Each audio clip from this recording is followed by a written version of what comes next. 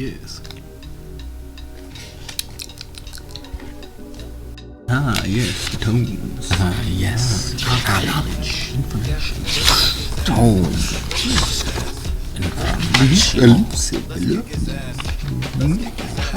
Chapter 3, The Mask. Ooh.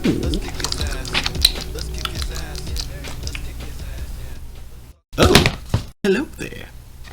Oh, almost didn't see you there. Oh, hello there. Almost didn't notice you. You spooked me.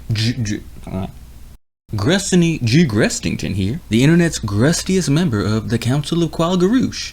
And today, I've got my grustacular review of the new Father project, Young Hot Ebony 2.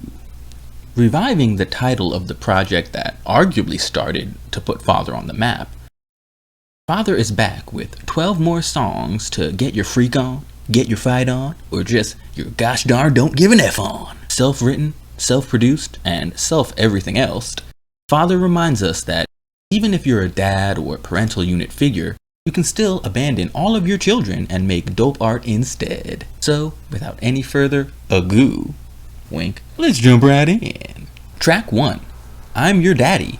Now who wants ice cream? Starting off the album strong by reinforcing the child caregiver dynamic he's known so well for, Father takes a flip on the ever-common verbiage of who's your daddy, instead making the assertion himself. After reminding us who the parent is, Father's benevolent soul kicks in as he decides to take his many children on a nice trip for creamed ice, bringing back those memories of the family car rides down to old Applegate Farms in Montclair, New Jersey, waiting outside that iconic red and white storefront so you can anticipate a sugary overdose of some kind, perhaps of Rocky Road or pistachio. Father reminds us though that you better not get any of that weak strawberry shit. Track 2, Existential Dread.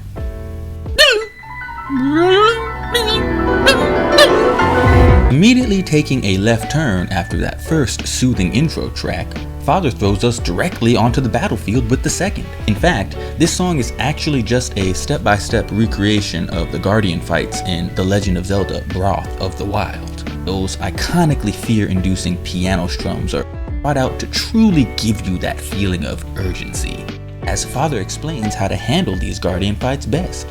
It even ends with a bar that gives a good old tip of the hat to the Korok seeds as he raps, "Yo, fuck those Korok seeds."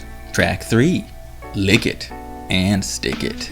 I have to really applaud Father for the detail and delicacy he approaches this track with. A title like Lick It and Stick It can only bring to mind one salacious act.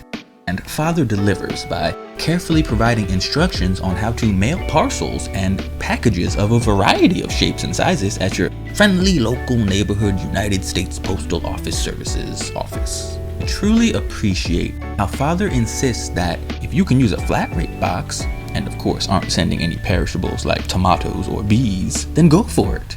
You'll save a ton of money in the long run. Track 4, Edward Nipplehands. Father delivers another timeless classic as he takes his spin on the iconic Tim Burton film.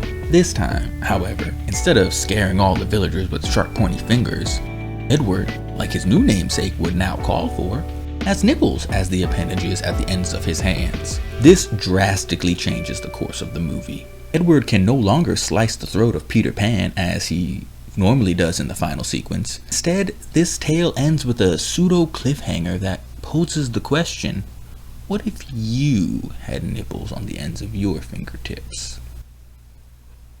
Track 5, Genghis Island, Take a Trip. Whoa, it's Genghis Island, Genghis Island. Wow, what a smooth, provocative, tantalizing, infectious, carnivorous, ostentatious, riddled with phlebitis, horny, hungry, lustful, crustful, salutational, crustacular, rhythmic, pulsating, throbbing song. Just wow. Track 6, Let's Kick His Ass, featuring Zach Fox and Archibald Slim. This track is just beautifully murderous.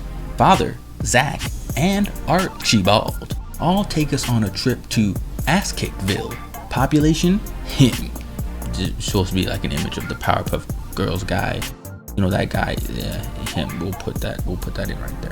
The production on this track is very soulful and heavenly. In juxtaposition to bars like, let's pull up on him, put his body in a trunk, then let's park the car somewhere and blow it up. The beat switches up for each rapper's appearance, and there's even a fun sample thrown in of someone trying to escape a locked room trapped with a killer. I've got to give my props to old Archibald though, because of course a Tom and Jerry reference is gonna put this track over the top for me, resulting in the coveted title of Grester's Choice Selection. Track 7, Lovely Bones.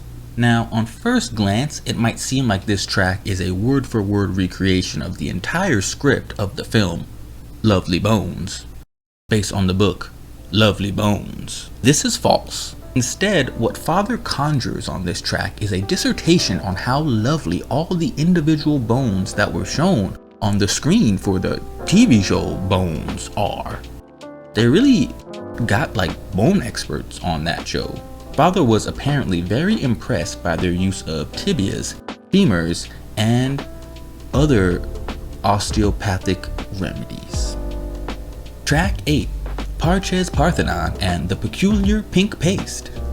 This song is just about pussy juice. Spoiler, that's what the pink paste is. Oh! Hey there. Track 9, Getting Nude with the Riddler. In a Nardwuar-esque interview style track, this 20-minute and 52-second long song is more of an expose than like an actual well-crafted song. Expose on whom, you may ask? The Riddler, of course. No, not Paul not Paul Dan or Jim Carroll or anything of the like, but you know, like the actual guy the Riddler was based on. See, not many know that the Riddler was a real guy, although he was much less of a supervillain and more of kind of like just a guy who worked as a newspaper place, and he would just like leave little sneaky little riddles and like you know, you got someone selling a car, or maybe like, you know, the high school team done won the football stuff. So he just like sneaking a little riddle in there. He like, oh, you read the first article, and if you read it backwards, it would say like happy birthday or other spooky bone chilling messages. Father takes the time on this track to get nude with aforementioned Riddler and spend some time enjoying their favorite pastime, pseudo professional amateur league curling. Mixed doubles. What's the mixed doubles team? Who are the best curling teams in the world? Special partners. Where are they?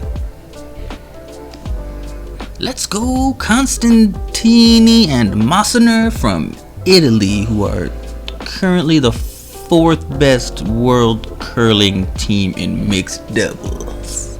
Track 10, Bored on Neptune, Envying Resurrection. This song is kind of weird.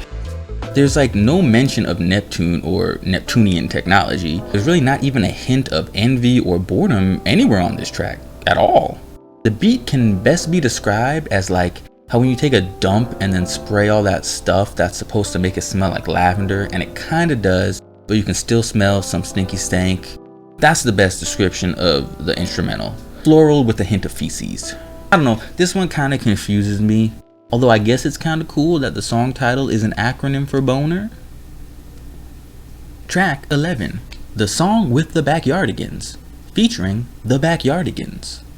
I'm not sure who Father wronged or what like bet he lost, but this track is clearly phoned in, tucked away towards the end of the album in hopes that people would just skip it, I guess. This song is like just Father being super subservient to the Backyardiganz in every way. And it's not like it's even a brand new musical assortment of musical sounds of music. At the end of the day, this is just a cover of Paramore's Misery Business, except sung by Father and the Backyardigans. Surreal. Track 12, Triscuits. At first, I was super impressed by this song. The melodic hmms and whoas of the instrumental, cascading in a wave of sound as it reaches the crescendo. Sonically, this song is near perfection.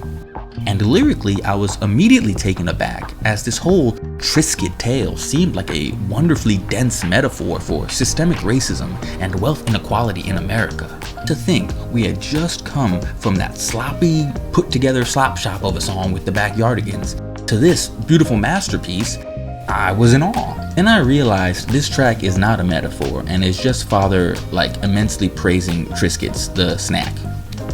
I guess he just really likes Triscuits or something. And that's my grustacular review of Father's Young Hot Ebony Dose. If I were to give this project a final rating, it would end up with Bonjanced out of Did you like this album or not like this album? Do you wish the Backyardigans could be removed from all existence and time and thought? Let us know in the comments below. And remember, keep it true, keep it good. Just only your feet chance that I'm naked. That I'm naked when you walk down, no. Just only your feet chance that I'm naked. That I'm naked, better knock on that door. Just only your feet chance that I'm naked. I'm naked and I'm heading home. Just only your feet chance that I'm naked. Oh, I'm naked, so you knock on that door. Oh, feet chance that I'm naked. I'm naked, you better hold on, train I'm going on. Just only your feet chance that I'm naked. Oh, I'm naked, so just knock on that door.